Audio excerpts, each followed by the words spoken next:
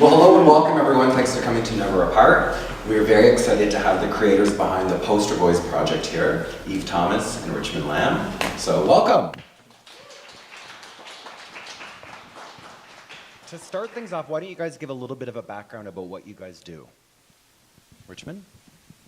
Well, I work mostly as a portrait, fashion, and lifestyle photographer. So, yeah, I think this project was really like a super fun thing to do. Outside of like my real work environment normally. So, yeah.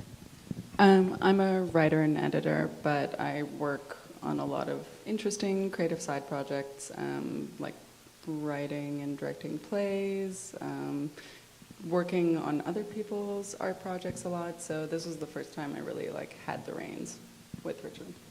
Well, how did this project come to be?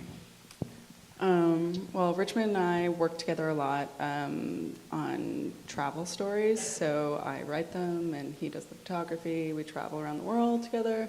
So being in the car for hours, I had been thinking about this project for years, probably like 5 years, 10 years, just kind of in the back of my mind. So Yeah, she wouldn't stop talking about it for years. So I like to talk out a project to people around me, and then he finally kind of called my bluff and was like, okay, let's shoot this. So last fall he was like, yep, choose a day, let's do it in 2 weeks. And I was like, oh, okay, I guess I It's actually for have to real do this. now. Yeah, exactly. So yeah, it just happened. Montreal is easy like that. You can just decide to do something and then you do it. Cool. So how did you guys pick who you're going to emulate as far as the 90s poster boy icons? It's really funny. I didn't know, but I just have all this information in my head. You would think I would need to be like, oh, okay, who's really big back then? But I have this reserve of knowledge that just exists in my subconscious. So really, I had a long list.